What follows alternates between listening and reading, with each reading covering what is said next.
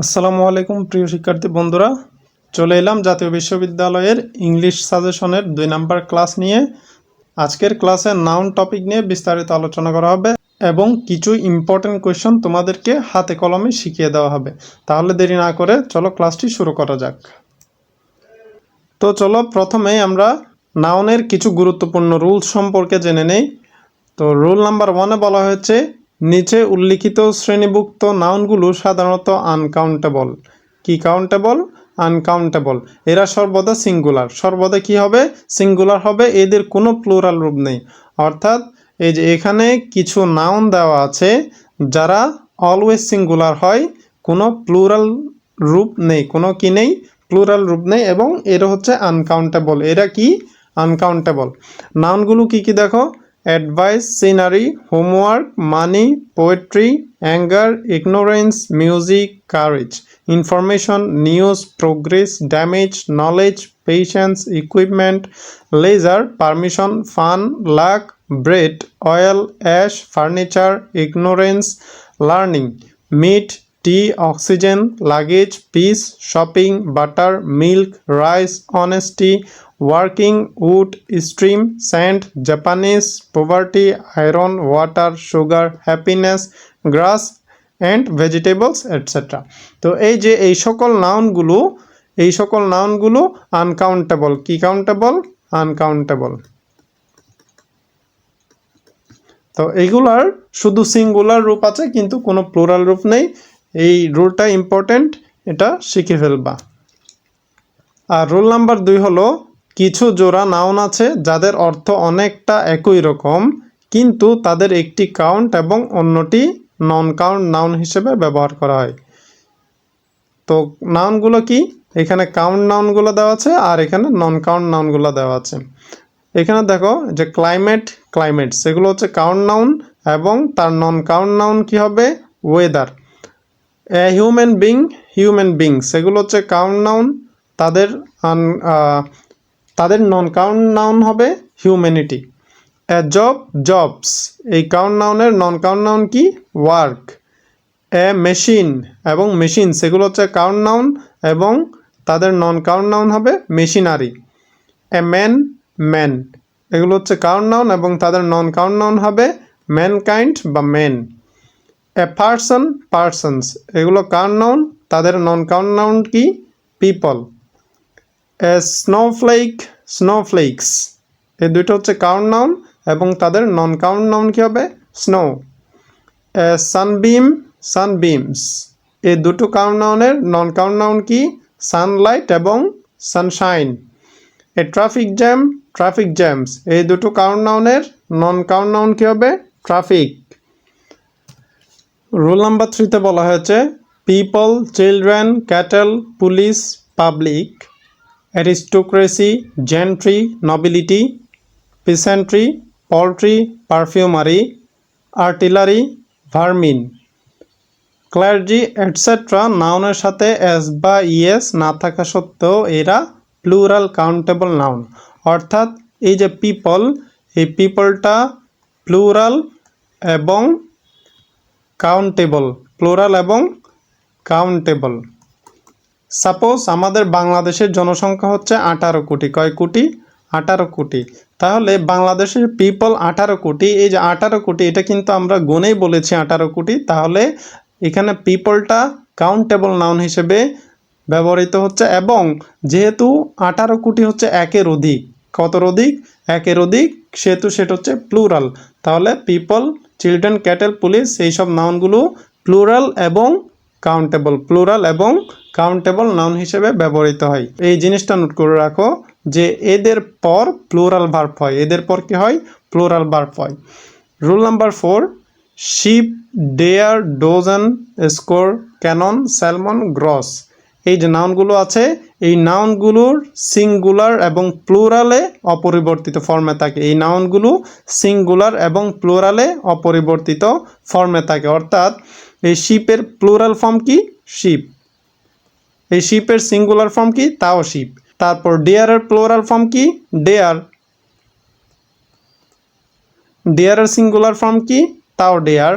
তো এখানে plural form হলো এদের সাথে কখনো কি যুক্ত হয় না, এস বা ইএস যুক্ত হয় না। কি হয় না, এস বা ইএস যুক্ত হয় না।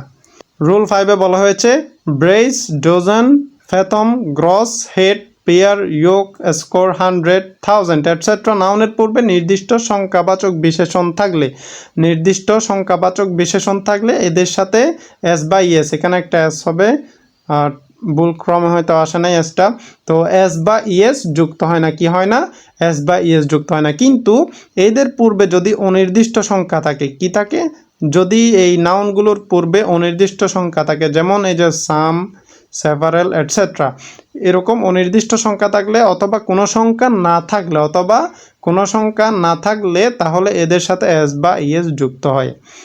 যদি এই নাউনগুলোর পূর্বে অনির্দিষ্ট কোনো সংখ্যা থাকে অথবা কোনো সংখ্যা না থাকে তাহলে এদের পূর্বে এস বা ইএস যুক্ত হয়।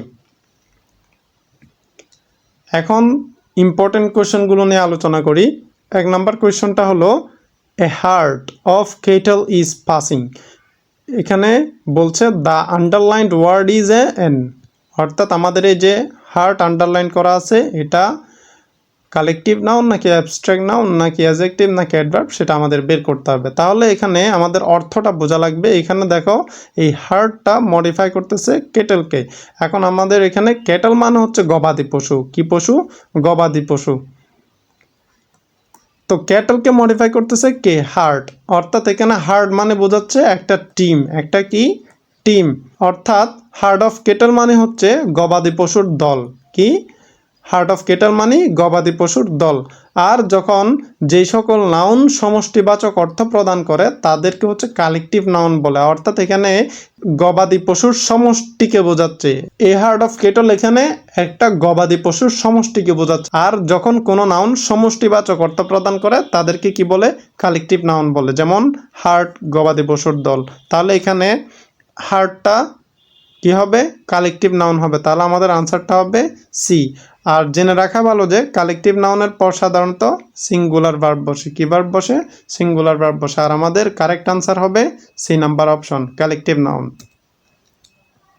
2 নম্বর কোয়েশ্চনে বলা হয়েছে identify the word that remains same in plural form.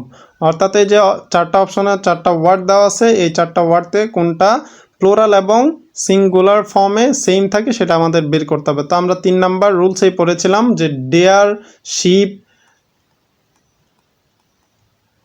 ডোজেন etcetera ওয়ার্ডগুলো হচ্ছে সিঙ্গুলার এবং প্লুরাল ফর্মে সেম থাকে। তাহলে এখানে এই যে হর্স, হর্সের প্লুরাল ফর্ম কি, হর্সেস। এলিফ্যান্ট, এলিফ্যান্টের প্লুরাল ফর্ম কি, এলিফ্যান্টস। টাইগারের প্লুরাল ফর্ম কি, টাইগার্স। তাহলে আমাদের এখানে ডেয়ারটাই হচ্ছে রাইট আনসার। ডেয়ারটা হচ্ছে রাইট আনসার, কারণ ডেয়ার, শিপ, ডোজেন এটসেট্রা ওয়ার্ডগুলো সবসময় প্লুরাল এবং সিঙ্গুলার ফর্মে কি থাকে, সেম থাকে। অর্থাৎ এদের শেষে কোনো এক্সট্রা এস যুক্ত হয় না। তা আমাদের রাইট আনসার হবে এ নাম্বার অপশন। 3 নাম্বার কোয়েশ্চনে বলা হয়েছে identify the determiner in the sentence bring me that বুক। এই সেন্টেন্সে কোনটা ডিটারমিনার সেটা আমাদের খুঁজে বের করতে হবে। ডিটারমিনার খুঁজে বের করার আগে ডিটারমিনার জিনিসটা কি সেটা আগে আমাদের জানতে হবে। তাহলে দেখো ডিটারমিনার কি, এখানে বলা হয়েছে যেই সকল শব্দ বা শব্দগুচ্ছ নাউনের পূর্বে বসে নাউনের নির্দিষ্টতা বা অনির্দিষ্টতা বোঝায় তাদের ডিটারমিনার বলে। অর্থাৎ যেই সকল শব্দগুচ্ছ নাউনের পূর্বে বসে সেই নাউনটি নির্দিষ্ট কিনা অনির্দিষ্ট সেটা বোঝায়, সেই সব ওয়ার্ডগুলোকে বলা হচ্ছে ডিটারমিনার। যেমন এই যে this, that, such, some, a lot of etcetera হচ্ছে ডিটারমিনার হিসেবে কাজ করে। তাহলে এখানে দেখো ব্রিং মি দ্যাট বুক, এখানে কোনটা ডিটারমিনার, অবশ্যই যে বুকের আগে বসছে কে, দ্যাট। এখানে এই বুকটা নির্দিষ্ট কিনা অনির্দিষ্ট সেটা ঠিক করে দিচ্ছে দ্যাট। তাহলে আমাদের এখানে দ্যাটটাই হচ্ছে ডিটারমিনার। তাহলে আমাদের রাইট আনসার কি হবে, অপশন নাম্বার সি, দ্যাট। আর জেনে রাখা ভালো যে ডিটারমিনার বাক্যে অ্যাডজেক্টিভের কাজ করে। ডিটারমিনার বাক্যে অ্যাডজেক্টিভের কাজ করে, এটা নোট করে রাখবা। 4 নাম্বার কোয়েশ্চনে বলা হয়েছে I still have dash dash money. তো এখানে মানি একটা আনকাউন্টেবল নাউন। কি নাউন, আনকাউন্টেবল নাউন। তো আমরা জানি কোনো আনকাউন্টেবল নাউনের আগে অ্যামাউন্ট, লিটল অথবা এ লিটল ব্যবহার করা হয়। কি ব্যবহার করা হয়? অ্যামাউন্ট, লিটল অথবা এ লিটল ব্যবহার করা হয়। তো এখানে বাক্যের অর্থ থেকে বোঝা যায় যে আই স্টিল হ্যাভ, অর্থাৎ এখনও আমার কাছে কিছু টাকা রয়েছে, সেটা শেষ পর্যায়ে আমার কাছে একদম সংক্ষিপ্ত পরিসরে কিছু টাকা আছে, আমার টাকাটা আরেকটু খরচ করলে কি হয়ে যাবে? শেষ হয়ে যাবে, খুব অল্প সংখ্যক টাকা রয়েছে। তাহলে এই ক্ষেত্রে আমাদের এখানে ব্যবহার হবে এ লিটল। কি ব্যবহার হবে? A little money. অর্থাৎ এখানে আমাদের রাইট আনসার হবে I still have a little money. 5 number কোয়েশনে বলা হয়েছে among is a preposition that is used when people are involved. অর্থাৎ অ্যামাং একটা প্রিপোজিশন, এটা কখন ইউজ করা হয়? একাধিক পিপল ইনভলভ থাকলে, 2 বা 2 এর অধিক পিপল ইনভলভ থাকলে, নাকি অনেকগুলো পিপল ইনভলভ থাকলে? তো সবসময় মনে রাখবা, যখন 2 জন ব্যক্তির মধ্যে বোঝাবে। কয়জন ব্যক্তি? 2 জন ব্যক্তির মধ্যে বোঝালে সবসময় বিটুইন হবে। আর যখন 2 এর অধিক ব্যক্তি বোঝাবে, 2 এর অধিক, 3 জন হতে পারে, 4 জন হতে পারে, 1000 হতে পারে, তখন কিন্তু অ্যামাং বসে। কি বসে? অ্যামাং বসে। আবার বলি, 2 জন ব্যক্তির মধ্যে বোঝালে কয়জন?